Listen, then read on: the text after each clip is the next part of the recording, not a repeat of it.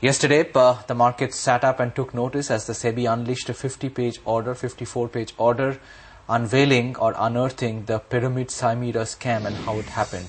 It also brought to book the promoter. It barred him from accessing the stock market.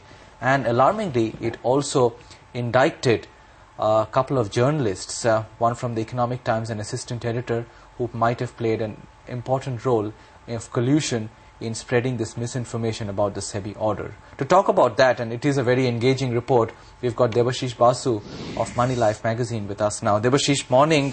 You would have to say that it was a thorough job of investigation that SEBI did, because you've been quite critical of their attempts and their ability to bring people to book.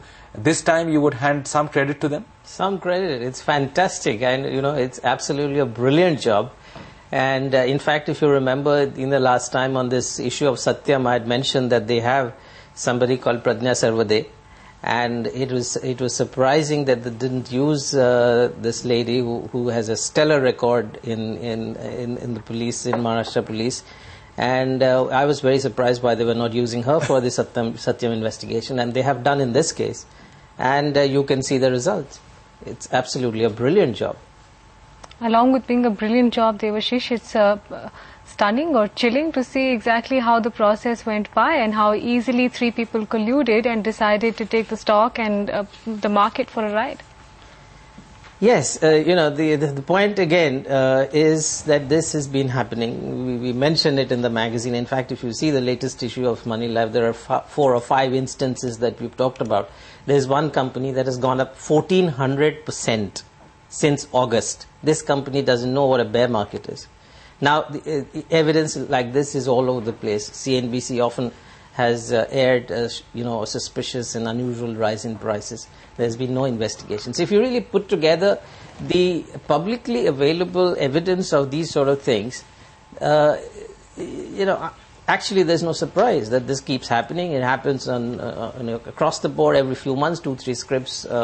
But this, of course, is another story altogether. Forging SEBI's letterhead and, going the whole hog. Yes, this is a big scam. But collusion, unusual price rise, unlawful gains, this is a very part and parcel of this market. What's the next step from SEBI, or what should the next step be according to you, Debashis? Because Nirmal Kotecha has been barred from operating in this current company, but he's been in the Atlanta case before this and in cell manufacturing too. But do you think that he's done enough to justify a complete bar from the capital market? Oh, well, obviously. I mean, he's done enough now for this case to be tried in the criminal courts.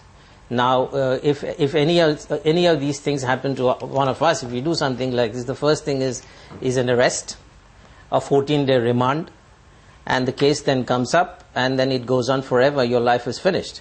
I hope something like this happens to him and white-collar criminals like these. There is obviously no question of this gentleman or his associates ever coming back to the capital market. But I would like to see the criminal justice system now taking over from SEBI. Because there's a case of forgery. As we were discussing in the break, Deva, it's a very detailed report as well, including the other people who have colluded in this entire event. What kind of action do you think can be taken against the others? I mean, Nirmal Kotecha has been banned. The others have as well from participating in the equity market. But what kind of criminal action on the basis of the proof that has been set out in the SEBI report can be taken? It's very obvious. The criminal law is very clear. If you commit something, and if you have aided and abetted and colluded in committing some crime, you're part of the same boat. So they all can be hauled up under the under 10,000 different laws that we have in this country. In CRPC, there's fraud, there's forgery, there's effort to destabilize the market. I mean, it's so obvious. How have you read the participation of the media in blowing this scam up?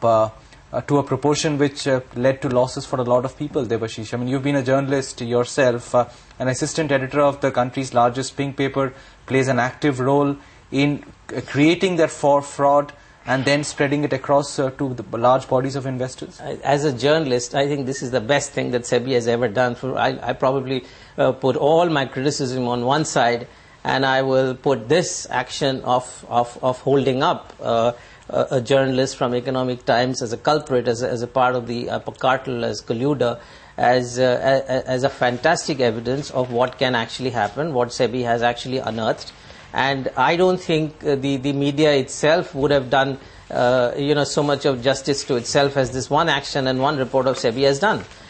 We all know very well that this keeps happening. There are these rumor stories, there are rumor columns rather, I don't want to name them, but they go by the name heard on the street and stuff like that, where it is very easy to plant stories. I know of a speculator who has literally a rate card.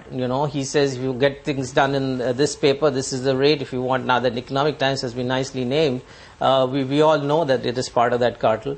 And thanks to SEBI, that this is now not a question of conjecture, it's not a question of hearsay, it's not a question of bad-mouthing X or Y publication, but it is something that happens all the time, and we know that it happens. And I just hope that companies like Bennett Coleman, who very proudly had a code of conduct some 15 years ago or 10 years ago, actually does a bit of introspection. And and tells itself that being number one is one thing, in volume is one thing, being number one in quality is quite another matter. And this is what everybody has been saying about Economic Times. But obviously this must lead to a great deal of introspection, because there are other business publications which are in the same boat. They have no reason to gloat, frankly, because we all know that they're doing the same thing.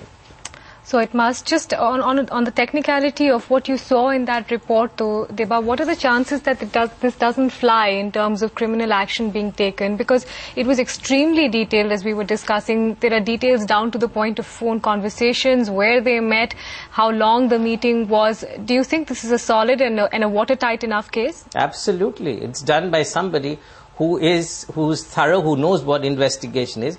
It's not done by a glorified clerk of a regulator. It's not done by somebody who has some sense of law and is trying to fish about. It's done by a person who has an incredibly good track record of doing this in a criminal justice system, which is go investigate, collect the evidence, draw conclusions, create a case, and then make out a case in the court of law. So if this doesn't lead automatically to cases and then conviction, I would only say that somewhere down the line things would get compromised. There's just no escape from this.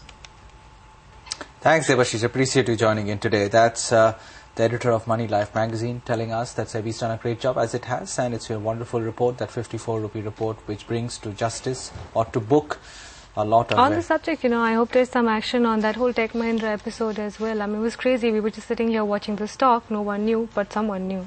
Yeah, maybe that's the next leg to fall, some of these brokers and investment bankers, because that's the source of most of the stuff which comes into the market in any case. But on a situation as sensitive as that, where the whole world was watching... Exactly. That's not Pyramid Saimira. So somebody who was in the know, and that I think would be a club of what, 10 people, if that... So in a club of 10 people, some of whom are very reputed bankers and brokers, I would imagine that the participants to that deal would not have leaked out the price. So for them to put the price out in the market, I think was a very, very flagrant kind of a breach. And the way SEBI is going over the last few days, I hope that... More power to them. More power to them. I hope in the next few days they unearth that. I would be delighted to read a 30-page report on how Tech Mahindra spiked up 20% even before the news hit the wires, or a good hour before the news hit the wires.